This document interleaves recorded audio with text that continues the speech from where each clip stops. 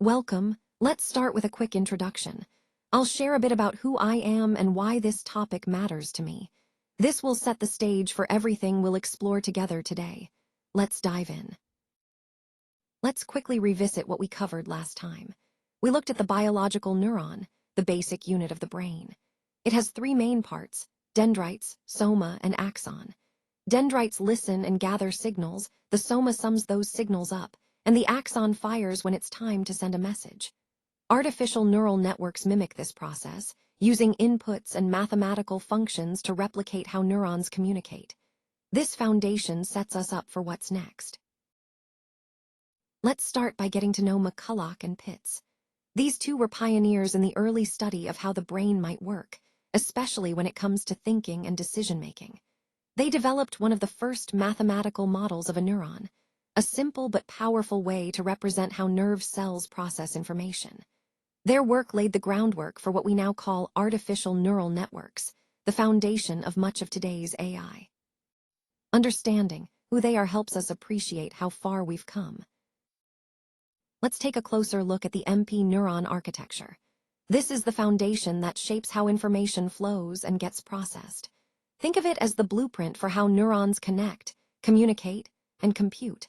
Understanding this architecture helps us see the bigger picture, how complex behaviors and responses emerge from simple building blocks working together.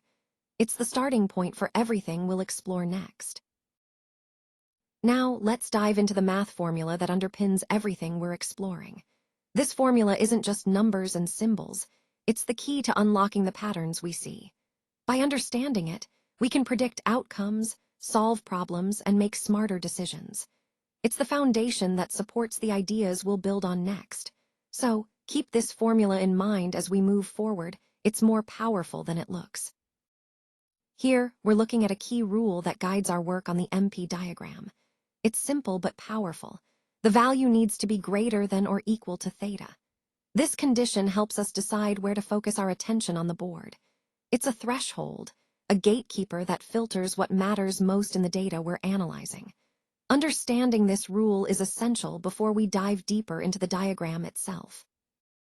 Let's start with the AND gate, one of the fundamental building blocks in digital logic. It's simple but powerful.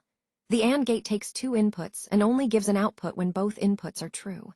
If either input is false, the output stays false.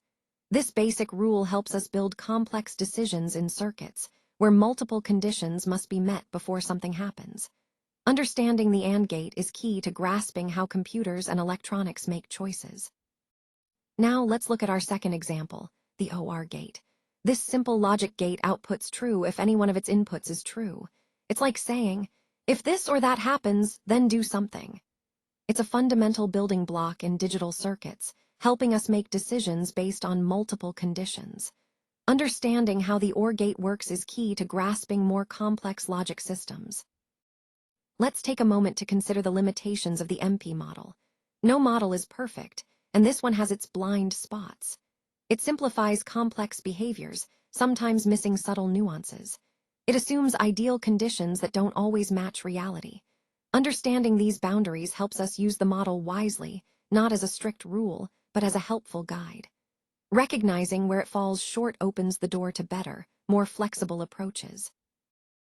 Reinforcement is all about strengthening what we want to stick.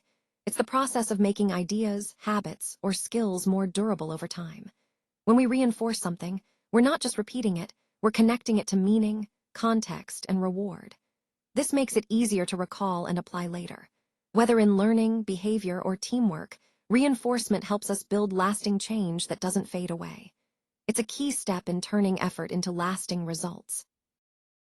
Let's take a moment to recap what we've covered today. We explored the key ideas behind our topic, breaking down complex concepts into clear, manageable parts. We looked at practical examples, saw how theory meets real-world application, and highlighted the main takeaways to keep in mind.